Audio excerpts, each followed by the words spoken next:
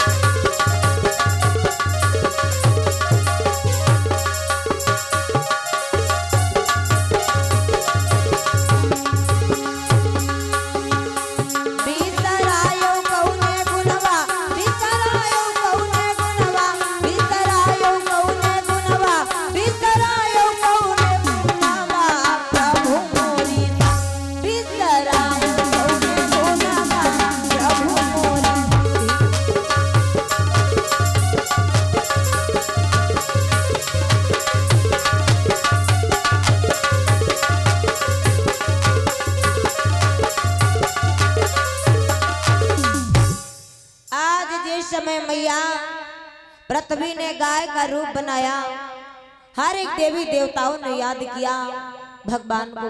आकाशवाणी हुई कि मैं आप सभी का कष्ट दूर करने के लिए जल्द ही पृथ्वी पर आऊंगा, और मैया तुम चिंता ना करो, अब ज्यादा वक्त नहीं बचा है, मैं जल्द ही आऊंगा। कंस के साथ, कंस के साथियों को भी यमपुर को भेज दूंगा। जो आकाशवाणी हुई, सारे देवों को धैर्य धारण हुआ। इधर बताया गया जो कंस है ये किसी से प्रेम नहीं करता था, लेकिन उग्रसेन जी महाराज के एक भाई थे जिनका नाम था देवक, और देवक के एक बिटिया थी जिनका नाम था देवकी। देवकी का जब विवाह हुआ वसुदेव जी महाराज के साथ में, भैया जिस समय देवकी की विदाई हुई तो उसी समय देवकी जो है फटी फटी आंखों से कंस भैया की तरफ देख रही थी, और आगे बढ़कर के कंस के गले से लग गई और कहने लगी भैया भैया काहे को ब्याही विदेश ओ भैया, काहे को ब्याही विदेश ओ भैया।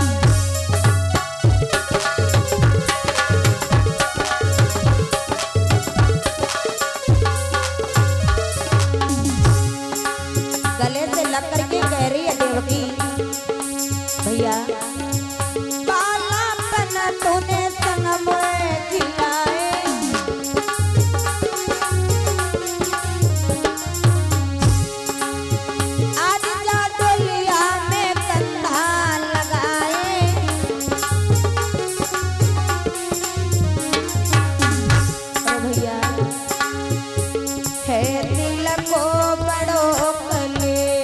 ओ भैया काहे को ब्याही विदेशा ओ भैया।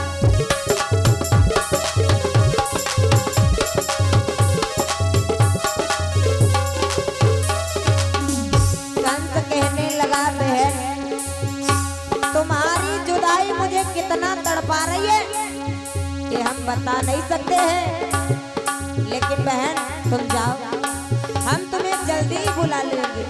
और कंस बोला है कि बहन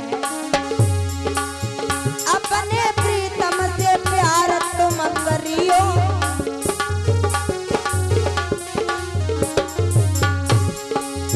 सासु ननद को सेवा से भरियो,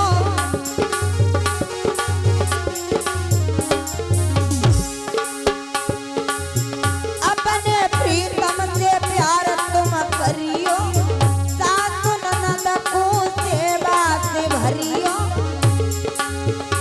नीरज भैया को यही उपदेश ओ बहना काहे को ब्याही विदेश ओ भैया।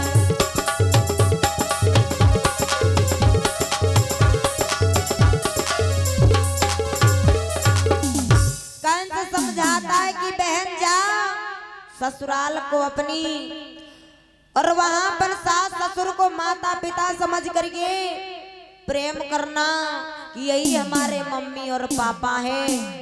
अब ये परिवार छोड़ करके उस परिवार में जब जा रही हो तो समझ जाना कि ये हमारा परिवार है एक। ये तो कंस समझा रहा है अपनी बहन देवकी को, चचेरी बहन है देवकी। और आजकल ऐसा नहीं होता, अगर बिटिया की विदाई हो ना तो अम्मा विदाई से पहले समझा देती है बिटिया चिंता ना करो, हाँ और ससुराल जाओ तो दबके ना रहो। सास ससुर कुछ कहिए तुम सबसे पहली बात तो जाए कि जाओ फोन ले जाओ, ये सुनो फोन ले जाओ। और जैसे हुआ तनक्यू 3-5 हुई तुरंत फोन करे, अरे हम तो वही करब 100 नंबर सतह लेके भाई, हाँ देर ना करब। आजकल की अम्मा और ये समझौती हैं, का समझौती हैं कि ससुरे जायो ओ बिटिया चतुराई सीखी ले हो बिटिया, और जब सास तुम्हारी कछु कहे तो चोटी नोची ले हो बिटिया।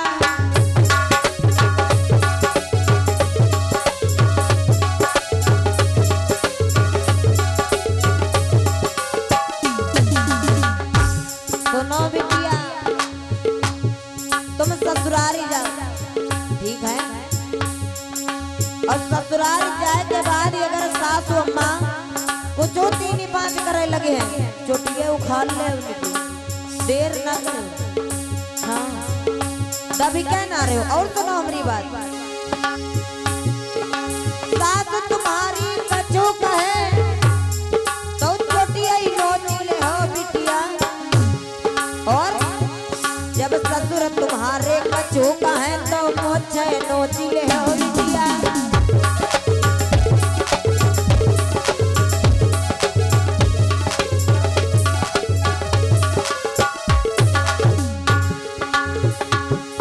और सुनो जब ससुर तुम्हारे कछु कहे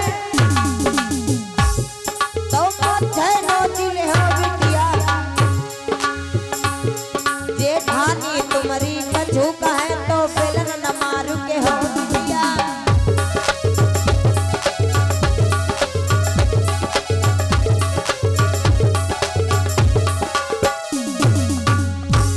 सुनो देवरानी जेठानी मगर तनको कुछ भवाती नहीं पास, बेलना उठा जुट जाए, देर ना करो। जेठानी तुम्हारी कछु कहे तो बेलन न मारू के हो बिटिया, और जब पति तुम्हारे कछु कहे सलफास की धौंस दे हो बिटिया।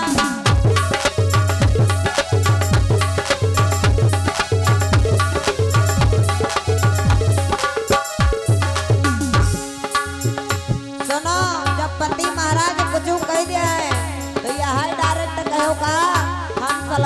खा लियो हम मरी जीवे बचबे ना। हाँ अगर हमका कुछ कह दे। और सुनो लड़ाई हो लगी तो अपन झाला बुलाका लालटेन वगैरह साफ एक ठौरी कर ले। हाँ सुनो बिटिया जब पति तुम्हारे कचू कहे चल फास की धौसते हो बिटिया। जब रात सनातन 12 बजी तो माल की गठरी धरे हो बिटिया।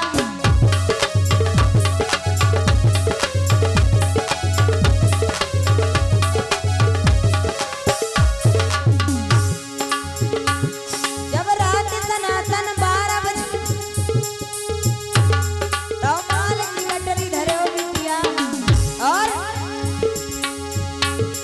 12 के ऊपर 1 बजी तो घर की राह ले हो बिटिया।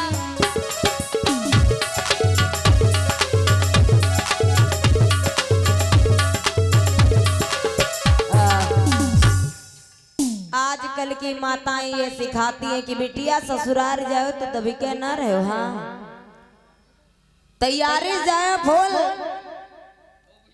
और तनको कुछ लड़ाई वड़ाई हो लगी तुरंत फोन करो तो मैं सुनो फोन ले जाओ। और गैस सिलेंडर तो पहले है अम्मा होरी दे देती जाओ बिटिया। तनको 3-5 हुई तो बंटवारा खट्टा से नो करे। अरे भैया जिनका बिहाव नहीं भवा हुई तो स्वागत करती जल्दी हमारी शादी हो। और जिनकी शादी हो गए वही स्वागत शादी नहीं बर्बादी हुई गई। क्यों परी है पिछारी घरवारी मोसे कहत आत घर में घुसे हो बाजार क्यों न जाओ जी। हल्दी लाओ मिर्च लाओ और तुम धनिया लाओ कोटी बेकेले धन कुटा मंगाओ जी। तासे जे रड़ुआ भरे रोटी से लड़ुआ भरे सूखी खाओ चाहे रूखी सरकाओ जी। रात के सिनेमा से 1:30 बजे आओ जी। फोरा नहीं फुंसी नहीं डॉक्टर हकीमन से जेम को बचाओ जी। जाड़े में 4-4 महीना न नहाओ जी। कुंवारे रहोगे तो सुखारे रहोगे लला जाने बुझी नाक में नकेल न डराओ जी। हाँ और जिनकी हुई गई वो जानते हैं कि क्या चीज है। और जिनकी नाई भई सतत कत्ती जल्दी बिहाव होए हमारे। हाँ अरे हमारे माननीय सम्मानी भैया रामू टेलर मचौटी की तरफ से 51 मुद्रा। अरे मनसाराम करौंदा की तरफ से 51 मुद्रा। अरे विक्रम करौंदा की तरफ से 101 मुद्रा। भगवान से आशीर्वाद की कामना।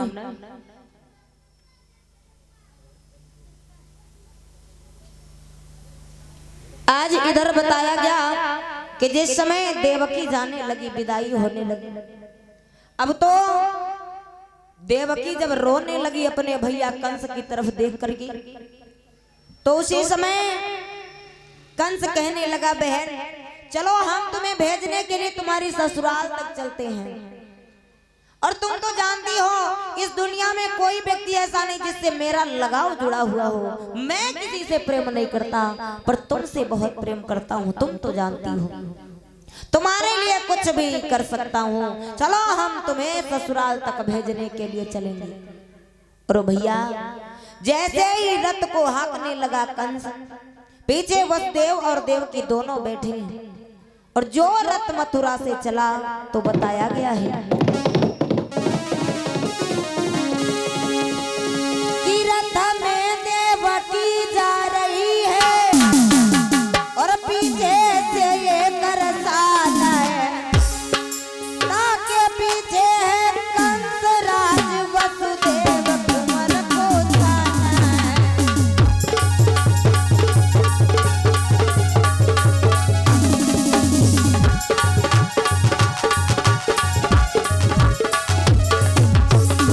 मगर भक्तों शायद प्रभु को ये मंजूर नहीं था। देवकी ख्वाब में संजो रही थी। क्या हुआ जो रथ मथुरा से निकला एकदम से स्वर्ग से आवाज आने लगी कंसराज रुक जा। कंसराज रुक गया। आवाज आई क्या एक कंसमती फूल जरा ये फूल जरूर कुम्हिल आएगा।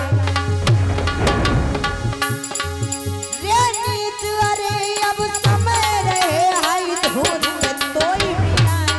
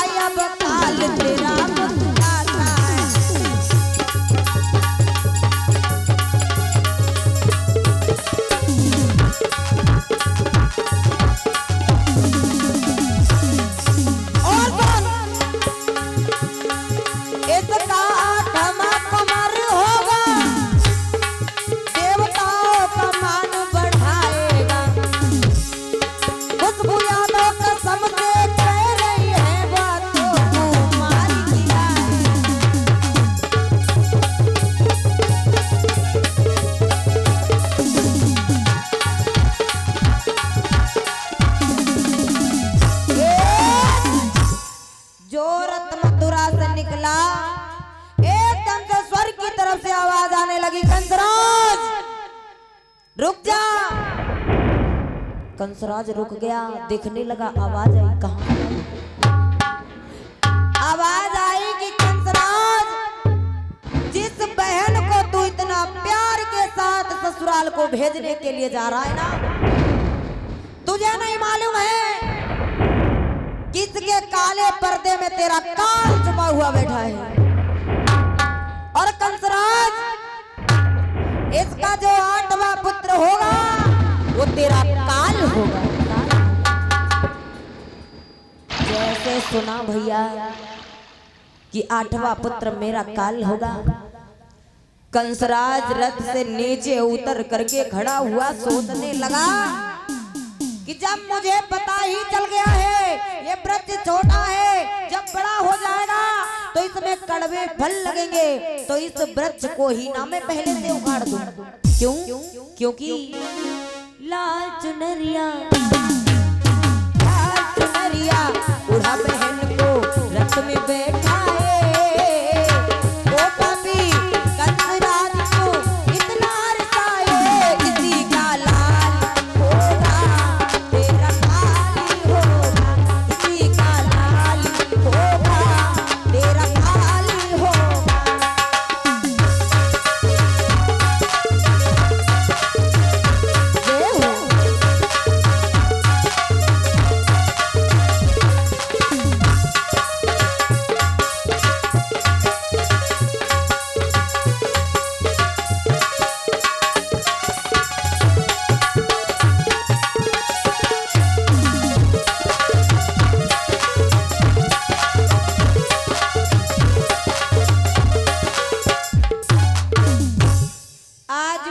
कंसराज ने क्या किया, एकदम से उसे लगा कि कितनी बड़ी मुसीबत आ गई हमारे ऊपर।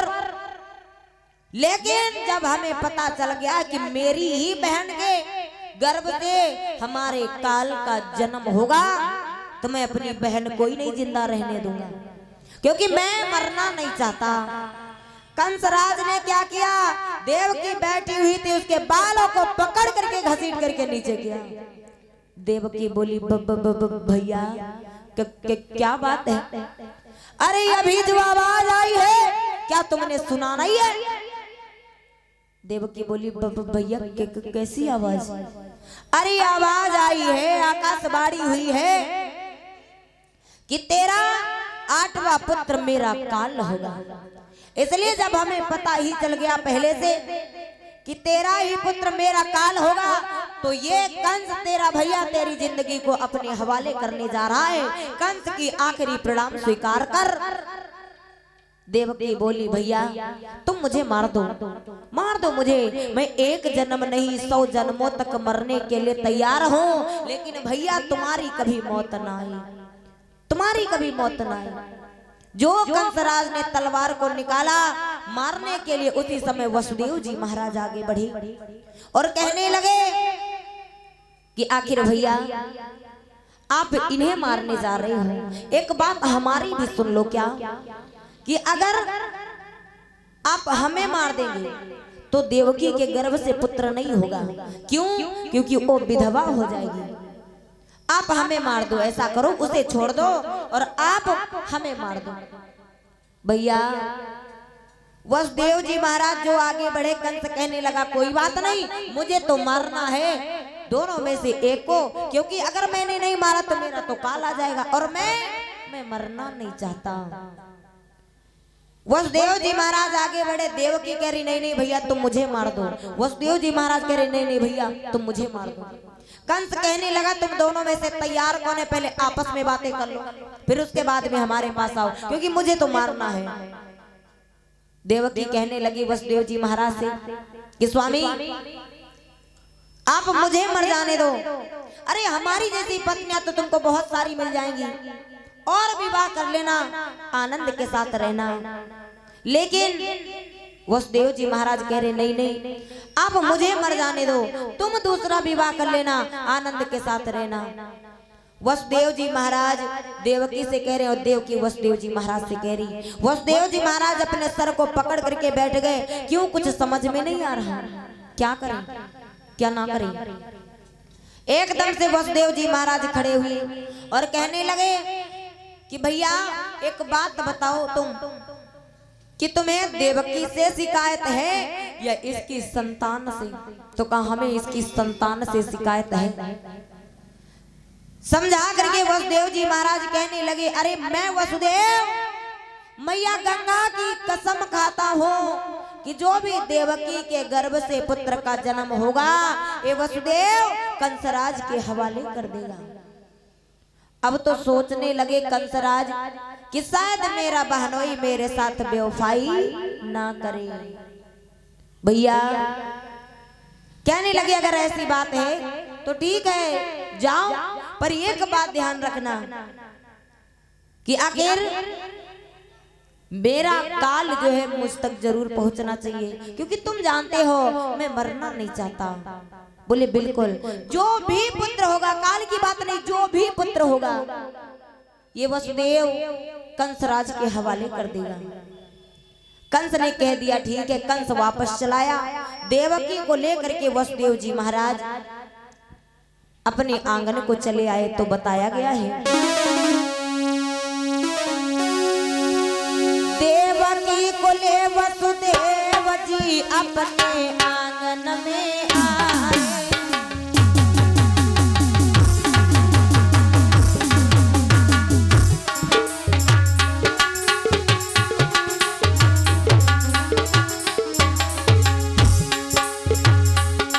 और 4 वर्ष को समय उनने घर में लला बिताए।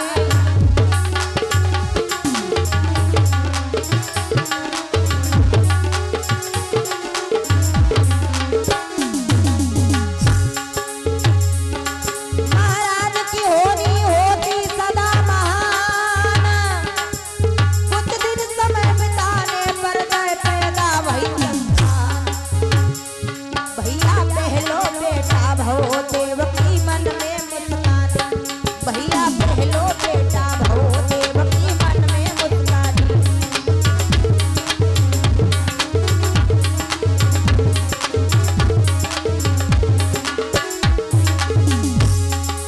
मन में मुस्कानी देवकी मन में हर्षाली। भैया पहलो बेटा भव देवकी मन में मुस्कान।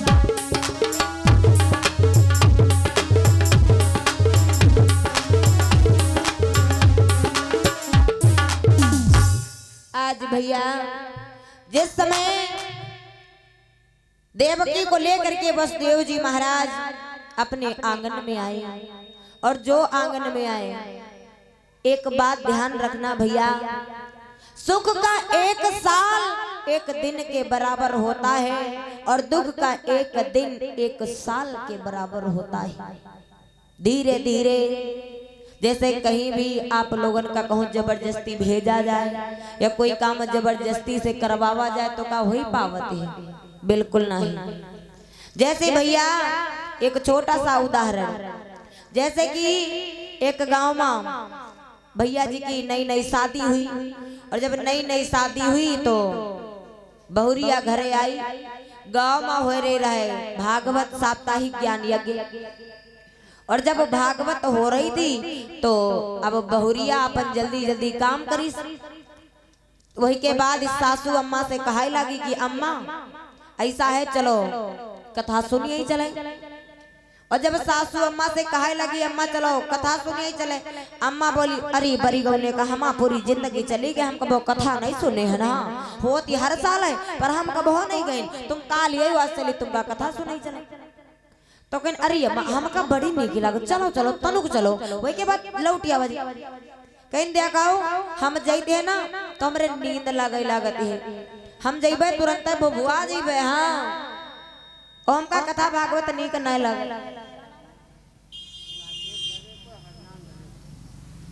अरे राकेश भैया ढर्रेपुर की तरफ से 101 मुद्रा और हरिनाम भैया ढर्रेपुर की तरफ से 101 मुद्रा, भगवान से आशीर्वाद की कामना। आज भैया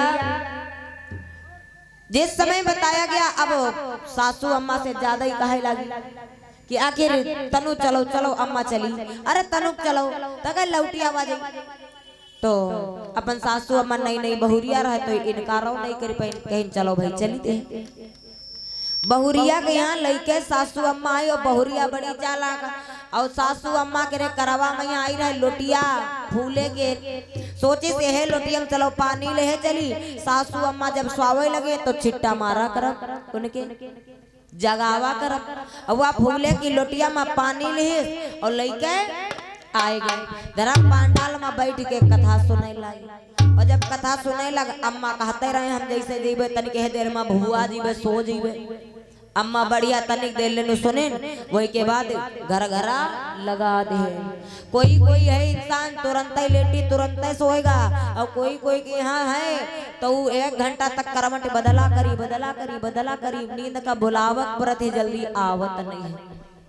अब अम्मा तो बुबुआ गई, अब बहुरिया देखी इसकी अम्मा तो सोवे लगी, उठाई लोटिया का पानी छीटा मारी, अरे अम्मा जागो कथा होती है जगा दी।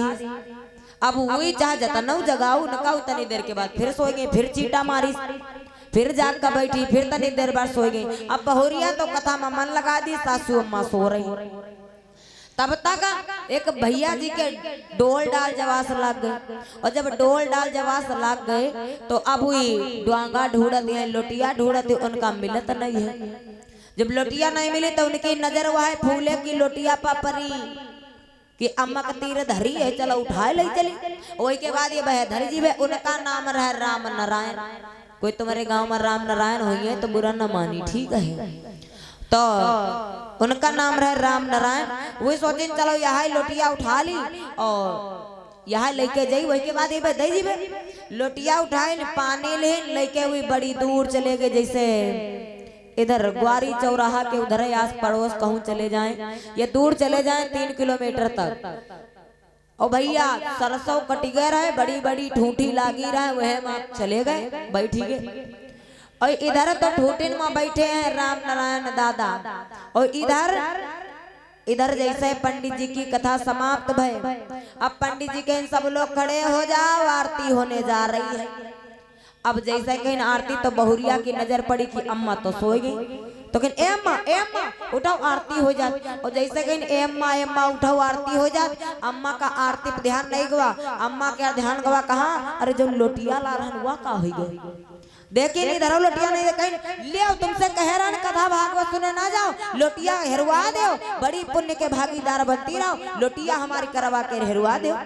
कहीं रुको पंडित जी रुको भाई कोई आवे हमसे कहे रुको पहले हमका कुछ बोल ले दे। तो हाँ भैया का बोलेगे, माइक दे दो हमका कि हाँ भैया ले लो माइक। अब वही अम्मा जब नहीं रहे वही माइक ले लिहिन और ले लिहिन वही का कहे लगी, जैसे आजकल कंडा फूट जाती है ना, कंडा अगर फूट गए तो अम्मा होरी का गई हे सूर नारायण बाबा उन कई देखे। वैसे है वही अम्मा कहे लगी कि हाय ददुआ हमारी लोटिया कौनो लई गवा। मैक लेके घुरावे लगी और कहे लगी नारायण बाबा अरे लई गा चुराए कि लई गा चुराए, अरे लईगा चुराए कि लईगा चुराए, नारायण मोरी लोटिया लईगा चुराए, नारायण मोरी लोटिया लईगा चुराए।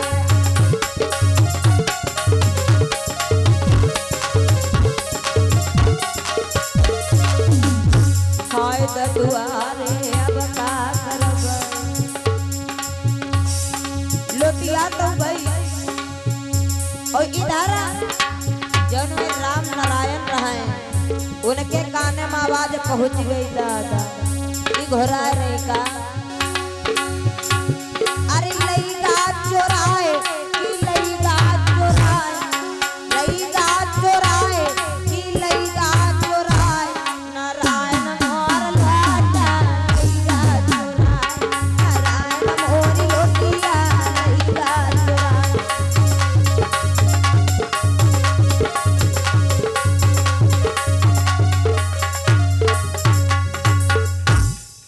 जैसे ही नारायण मोर लोटिया लईगा चोराए। अब वही हुआ बैठे रहे लोटिया ले, हाय रे दादा जैसे सोने ने की यह खाओ यही का तो मैक कोनो दई दिन या मैक में हमार नाम लेके घोरा रे नारायण लोटिया चोरा लेके जई तरह तई जल्दी जल्दी उठे ना भाग लोटिया लेके वो आए पंडाल के नीचे डाल दी के ले बड़ी गौने कर तुम्हार लोटिया बड़ी नोखिराए या के लोटिया खाते तुम हमार नाक कटवा दो और मैक में यहाँ गावे लगी नारायण लोटिया चोरा लेगे। अरे तुम सोईती रहे तो तुमका जगह नहीं रहे। वही अम्मा जनती नहीं रहा कि नका नाम है राम नारायण, वही ऐसे कहे लगी है नारायण बाबा हमार लोटिया कौनो लईगा चोराए। बोली वृंदावन भी हरिलाल की जय हो। बताया गया कि जिस समय इधर देवकी आंगन में आई, धीरे धीरे आज 4 वर्षों के बाद में एक पुत्र का जन्म हुआ देवकी के गर्भ से। और जब देवकी के गर्भ से एक पुत्र का जन्म हुआ, अब तो आंगन में बधाई बजने लगी, लेकिन वसुदेव जी महाराज आगे बढ़े, कहने लगे प्राण प्यारी ये सब क्या करवा रही हो भैया, क्योंकि ये जो पुत्र है ना ये कंसराज का भोजन है। आखिर तुम्हें नहीं मालूम है, तुम भूल गई हो मैंने गंगा मैया की सौगंध खाई थी कि जो भी पुत्र होगा ये वसुदेव कंसराज के हवाले कर देगा। अरे फिर भी लेकिन हमारे भैया का काल तो 8वां पुत्र है, ये तो पहली संतान है, ऐसा कैसे हो सकता है? कहा नहीं नहीं, अरे मैंने कहा था जो भी पुत्र होगा ये वसुदेव कंसराज के हवाले कर देगा, जो भी संतान होगी। अब तो ले जाना पड़ेगा। देवकी मना करती रही, लेकिन देवकी की गोद से उस पुत्र को ले लिया। वसुदेव जी महाराज चले हैं कैसे? अरे चले गए लाल को, चले गए लाल को, कंस के ढिंग जाने लगे।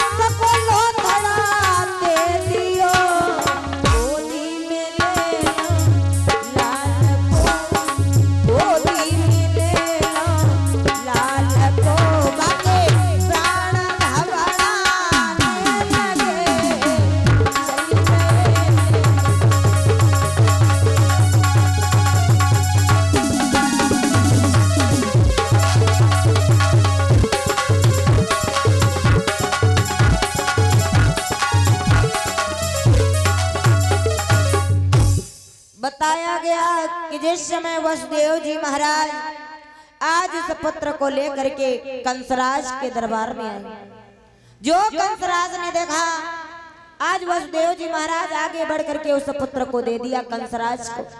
कंसराज ने आज जिंदगी में पहली बार एक छोटे से बच्चे को अपनी गोद में लिया है।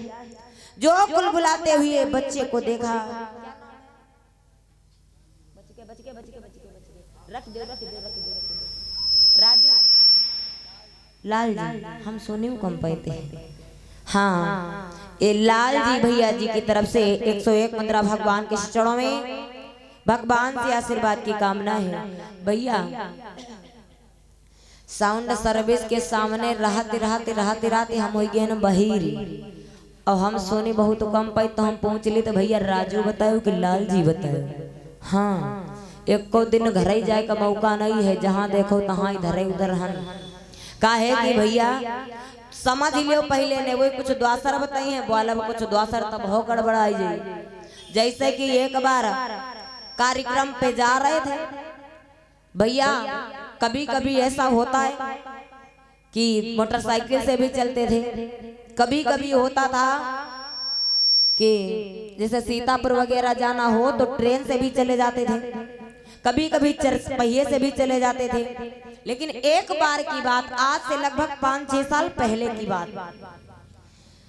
क्या हुआ कि हम सभी ना एक बार टेम्पो से जा रहे थे कथा कहने के लिए। टेम्पो, वो टेम्पो चलत कितना है, खटपट खटपट खटपट खटपट खटपट खटपट। हाँ तो ये सब भसौरा ना वो हम भरे, हम हो भरे। तो वही माँ एक भैया कहे लगे, दीदी, हाँ भैया कहीं दीदी आज हमका लगा कि हम एरोप्लेन पर बैठे हैं। दूसरा का कही दीदी हम हो लागत कि आज हम हवाई जहाज पर बैठे। तो हम हो कह देन हाँ भैया हम हो का लागत कि आज हम जहाज पर बैठे, पास में बैठे रहे, पापा के ने खींच कर तमाचा मारब तो दांत अंदर हो जाए। हम सोचे न बा भाई बा, अरे बताओ हम कुछ कहबो नहीं करें, सब बोलत रहे तो अतः तो कह दिन जहाज पर बैठे, लेकिन पूछे नहीं। हम सोचे नहीं कई दिन पता नहीं अत्ते लोगन के सामने बोल दे होई तो आए, लेकिन यह सोची कि जब हम अतने लोगन के सामने बोल सकती है, अरे ये तो हम जहाँ जाए तो वहाँ सत्य लागी रहते हैं, तो इनके सामने चाहे जौन बड़बड़ा दी चाहे जौन बक्की दी, लेकिन फिर भी पूछन नहीं। अब भैया अत्ते लोगन के सामने कोई कह दिया भाई खींच कर तमाचा मारब, ये तुम ड्रामा करती हो तो का रह जाए बताओ। अब तो हम वहाँ उदास बैठे चुपे। अब पापा दूर से नु देखे कि यहाँ सब इतना बढ़िया सब कुछ है, थोड़ा भी प्रसन्नता नजर नहीं आ रही है। कारण क्या पूछेंगे, एक पास में क्या बात है, का है उदास हो? हम कहते तो तुम काहे कह रहा है, कहना हम का कह रहा है, हम कहनी अरे वही कहनी हम एरोप्लेन पर बैठे हैं, वही कहना हम हवाई जहाज पर बैठे हैं। तो हम हो कह दें कि आज हम जहाज पर बैठे हैं तो कौन बड़ी बात कर दें, तो काहे कह दे रहा हूँ। हम जानी तुम कहती हो कि आज हम लहास पर बैठे हैं भैया। तो जब तक सुनो ना, जब तक समझो ना, तब तक कुछ कहो ना। समझ लो हर एक बात को, किसी को ऐसे दुखाया नहीं करते हैं, क्योंकि भैया जब तक बात पूरी ना समझो तब तक किसी को किसी बात की ना तो धमकी दो ना तो कुछ कहो, बड़ा दुख होता है। बताया गया है